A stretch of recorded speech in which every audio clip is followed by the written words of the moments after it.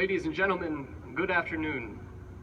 My name is Zachary McKay, and I am truly honored to not only stand before you today and represent the battalion of fine midshipmen which make the Naval Reserve Officers Training Corps gathered here today at the heart of this land-grant institution, but also to speak on the principles of high honor, courage, and commitment which were so actively displayed by Commander Doyle Lynn throughout his experiences as a naval aviator during the conflict in Vietnam, and which are still held so central to the naval service today.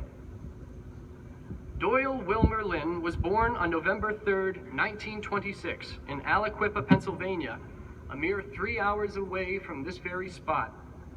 Following the Second World War and shortly before the onset of the Korean War, Doyle was commissioned and designated as a naval aviator. He would go on to fly 44 missions within one of the first jet fighter squadrons to enter combat during the Korean War. Following the conflict, Doyle served tours as a flight instructor, staff duty in Washington, and even attended the U.S. Naval War College before reaching the rank of commander and being assigned as executive officer to Flight Squadron 111 in February of 1963.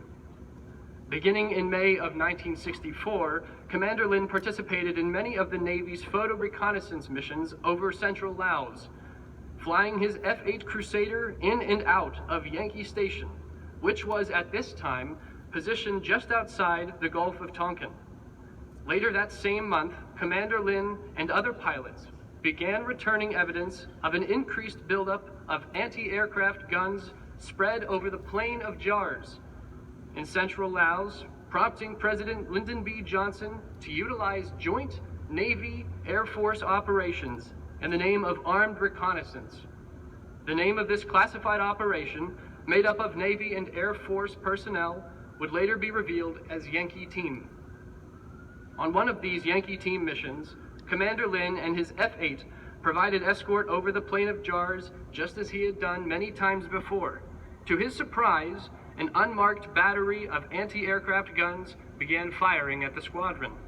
Taking on direct fire, his plane, now billowing smoke, came crashing to the ground. Hope seemed lost. Yet, to nearly everyone's surprise, including, I'm sure, your own, Commander Lynn survived the crash and would be successfully rescued within a mere 24 hours. This rescue operation would ultimately serve as the groundwork for some of the most successful combat rescue missions during this period and throughout our military's history. On his safe return home, the pilot offered, "It's wonderful to be back. I have great faith in prayer. When I was confronted with this situation, my faith became even greater. Anybody who doesn't believe in prayer should come and see me." Even more breathtaking than this courage in the face of peril was his commitment to service, as evidenced by his returning to serve the country within a full year of his near-death experience.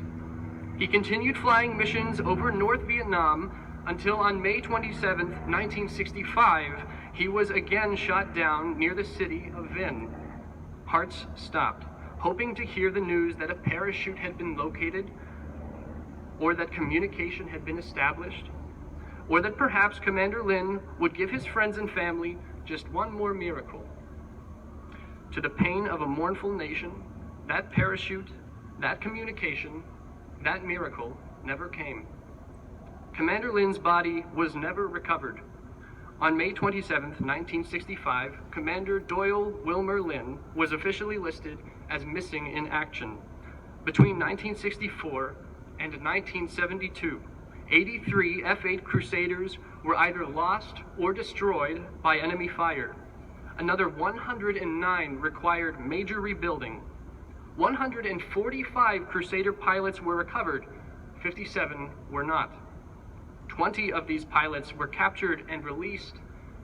The remaining 43, including Commander Lynn, are missing to this very day.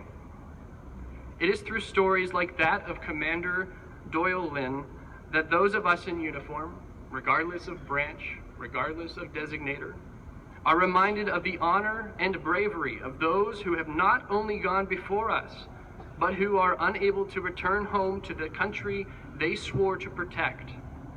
In their memory, let us do our duty as we see fit to honor them through our daily actions of sacrifice and service.